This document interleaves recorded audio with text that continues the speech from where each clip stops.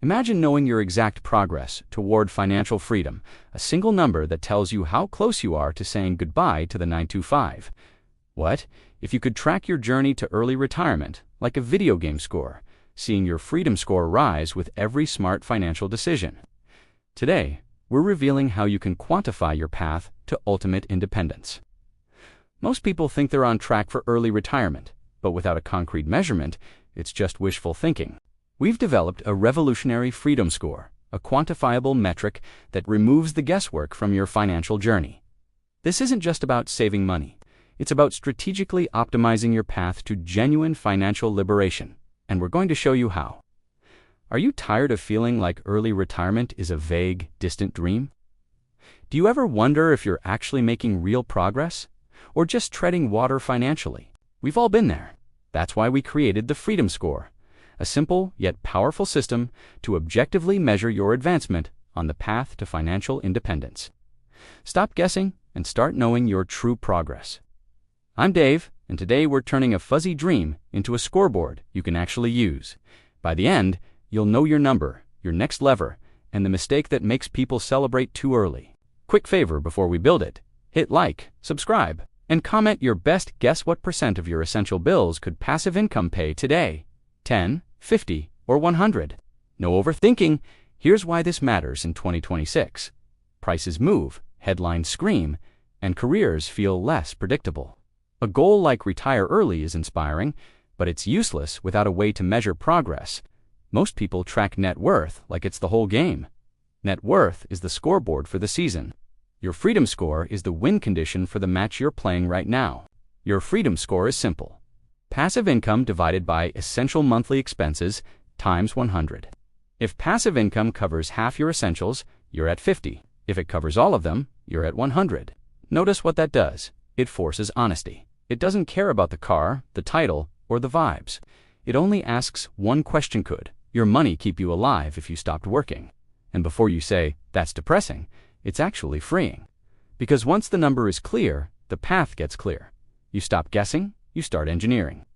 That's how you stay consistent. Think of it like a video game with levels. Leveling up feels good because it's real. You don't need motivation speeches. You need points, measurable points. And yes, it really works. Now the first trap: people inflate passive income. They count overtime, bonuses, and side hustle hours as passive. That's active. Passive keeps paying when you're asleep, sick, or on a beach. The second trap: people underestimate essentials. They pretend the bare minimum is lower than it is, then wonder why they hit freedom and still feel anxious. We're not playing pretend here. So we start with the foundation: essential expenses. Not the perfect budget. The real baseline you need to keep the lights on and keep life functioning. This is your next checkpoint. Essentials usually include housing, utilities, food, basic transportation, insurance, minimum debt payments, and healthcare. Essentials are what you pay even when you're not trying to treat yourself. Keep it simple, keep going. Discretionary is everything else. Eating out, upgrades, subscriptions you forget, shopping, dopamine, vacations, and the 1,000 tiny leaks that feel small but add up fast. Measure it, then improve it. If you don't know your essentials, you can't know your freedom score. It's like trying to calculate your speed without knowing the distance. The math won't forgive you. No drama, just clean math. Here's the fastest way to get the number. Pull the last 90 days of bank and card statements, categorize them once. Then take the monthly average for the essentials categories. Small moves, big score swings. Yes, you can use an app in 2026. You can also use a spreadsheet. The tool doesn't matter. The truth matters. The best system is the one you'll actually check. You'll feel the momentum soon. Do one thing that feels boring but changes everything. Create an essentials-only total. One line, one number. That's your bare minimum monthly burn rate. That's how you stay consistent. Let's do an example. Say your essentials are $3,000 a month. Rent, utilities, groceries, insurance, gas, basic bills, no fancy stuff, just life. And yes, it really works. Now say your passive income is $600 a month. Maybe dividends, interest, a room rented out, a small digital product. $600, not huge, but real. This is your next checkpoint. Freedom score equals 600 divided by 3,000 times 100. That's 20. You're at 20. Not behind, not ahead, just a clear starting point. Keep it simple, keep going. And that's the power. 20 tells you more than a vague statement like, I'm saving a lot. 20 tells you how much of your life is already financed by your assets. Now, I want you to notice something. You can raise your score two ways.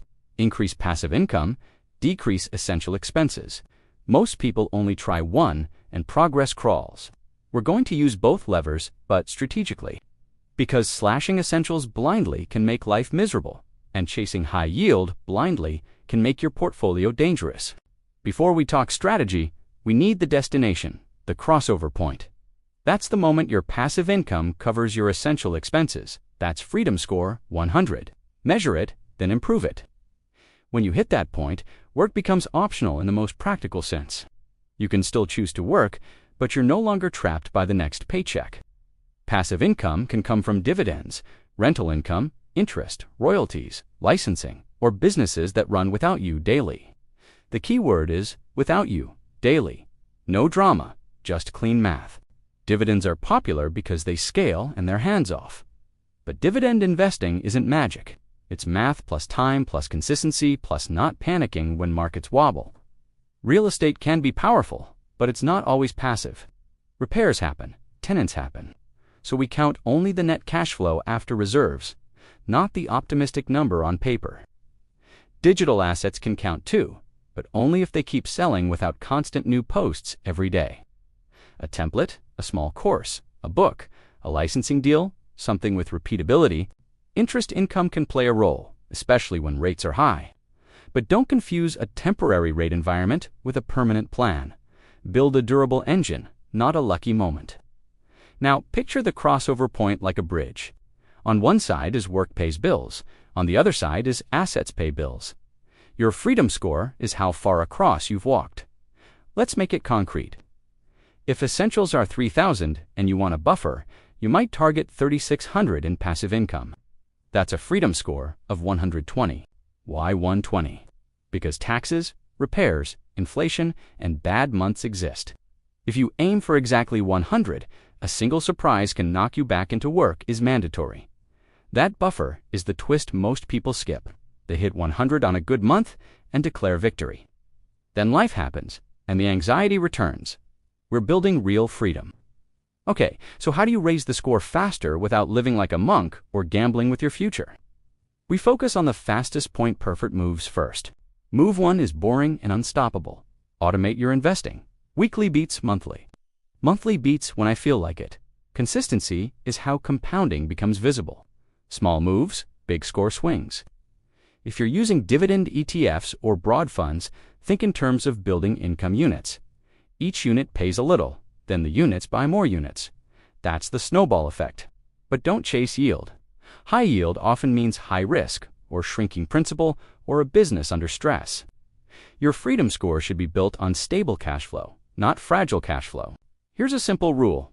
Prioritize reliability first, growth second, and yield third. Reliable income keeps you in the game. Growth expands the engine. Yield is a feature, not the foundation. Move 2 is to convert active income into passive income with a purpose. A side hustle is not just extra money. It's time you're buying back from your job. Let's say you create $300 a month in extra income and invest it consistently. Over a year, that's $3,600 of contributions, plus growth, plus dividends, compounding. Does that instantly make you free?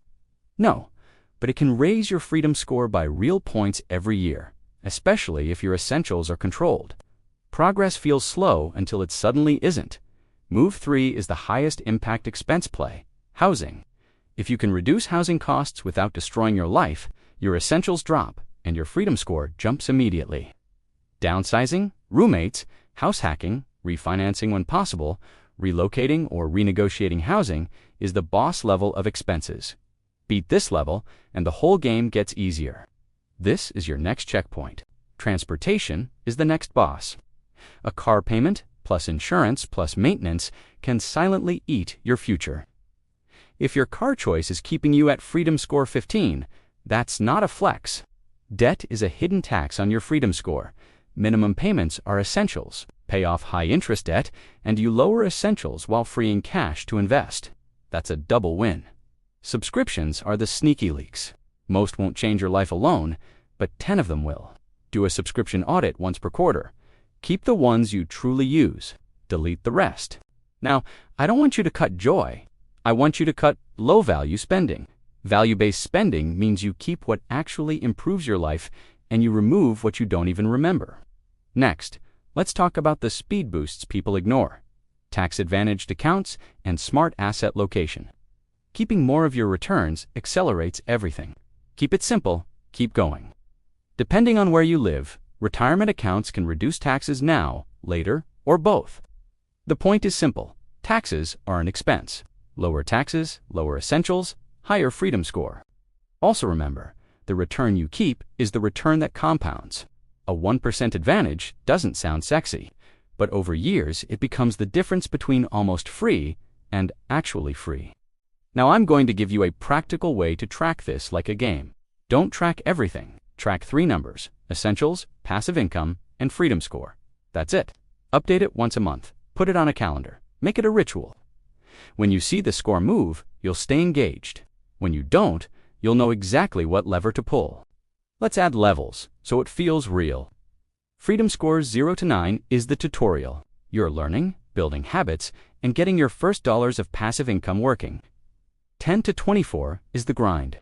This is where most people quit because the score moves slowly. But this is also where your habits become automatic and your investing muscle forms. 25 to 49 is momentum. Small changes start stacking. Your portfolio begins to noticeably pay you. You start thinking in systems instead of motivation. Measure it, then improve it. 52-74 is halfway freedom.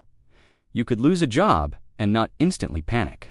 Your assets cover a meaningful chunk of life. Your choices expand. 75 to 99 is almost there. This is where mistakes get expensive, because you're close. Chasing risky yield here can reset you. Protect the engine, no drama, just clean math. 100 is the crossover point. Essentials are covered, work becomes optional. But remember the real finish line: 120, where the buffer makes freedom durable. Okay, let's do a second example, because examples make this click. Essentials, $4,000 a month. Passive income, $2,000 a month. That's a freedom score of 50. At 50, you don't need a miracle. You need a plan.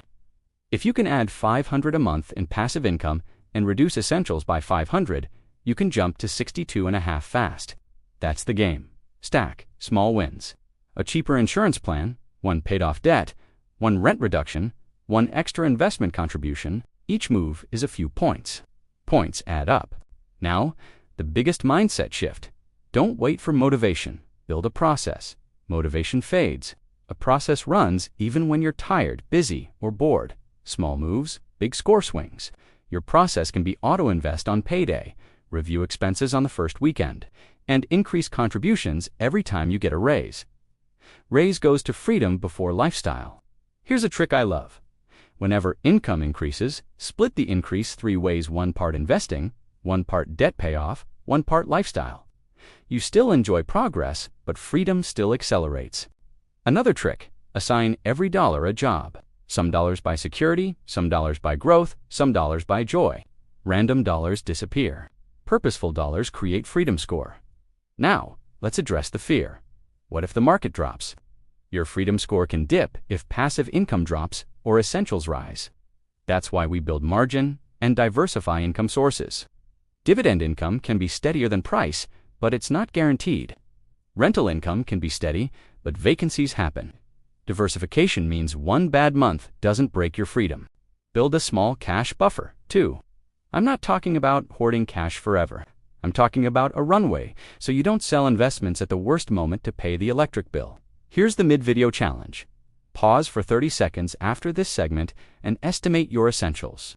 Then estimate your passive income. You'll feel the power of the number immediately. Then come back and do the math with me. Passive income divided by essentials times 100. That's your freedom score today. That's your reality. And reality is where progress starts. If your score is low, good. That means the path is obvious. Your next mission is your first 10 points. 10 points is the first level up that changes your identity. To get your first 10 points, focus on one income stream and one expense category. Don't juggle 10 projects. Pick one, execute, measure, then add the next. Income stream options: a simple dividend fund, a room rental, a small digital product, or a second skill you monetize. The best one is the one you can stick with for a year. Expense category options: housing, transportation, debt, or insurance. Attack the category with the biggest number. Cutting $5 is fine, but cutting 500 moves the score. Now, let's talk timelines without fantasy. Most people won't go from Freedom Score 10 to 100 in a year, but going from 10 to 25 can happen faster than you think. And once you're at 25, compounding starts showing up. Your dividends reinvested are buying more dividends. Your debt paid off is freeing more cash to invest. Momentum builds. Let me show you what acceleration feels like. When your portfolio is small, a 5% return looks tiny. When your portfolio is bigger, the same 5% becomes months of bills. That's why consistency is the superpower. The early phase feels slow because the base is small. But you're not just growing money, you're growing an engine that pays you forever. If you want to speed it up, increase your savings rate, but do it intelligently. Cut what you don't value, keep what you do. A high savings rate with a miserable life won't last. Think of it like training. Extreme workouts for 1 week won't transform you. Sustainable training for a year will. Same with money. Sustainable wins, that's how you stay consistent. Now remember, the Freedom Score is based on essentials, not lifestyle. That's deliberate. It means you can choose luxury later after freedom is secured, instead of buying luxury now with stress. When you hit Freedom Score 120, you've built a foundation. From there, you can add lifestyle expenses back in, knowing the basics are already handled by your assets. Here's the Freedom Math question to ask anytime you're tempted to buy something big. How many Freedom Score points am I trading for this purchase, and am I okay with that trade? Sometimes the answer is yes. You might happily trade 2 points for a meaningful experience, but you'll stop trading 20 points for stuff you barely notice. And yes, it really works. Okay, we're nearing the final piece, the hidden score that wrecks people post-tax, post-surprise, post-reality. This is why 100 is not the finish line. This is your next checkpoint. Taxes can reduce the cash you actually keep. Healthcare costs can spike. Home repairs happen. Inflation raises essentials. If you target exactly 100, those forces push you under. So the durable version is build to 120 on essentials. That margin absorbs life. It turns freedom from a fragile moment into a stable position you can hold. Here's the closing action step. Tonight, write down your essentials number and your passive income number. Calculate your freedom score. Then pick one move that raises it by 10 points. One last game mechanic. Take a screenshot of your score today, then update it monthly for 6 months. Watching the line move is addictive, and it makes you protect the habits that actually raise it. Subscribe if you want deeper strategies, because we're going to turn this into a full roadmap: income streams, portfolio building, expense engineering, and the fastest ways to hit that buffer zone. And now I want you in the comments. What's your freedom score today, and what's the one move that would raise it fastest? More income, lower essentials, or both? Let's compare notes.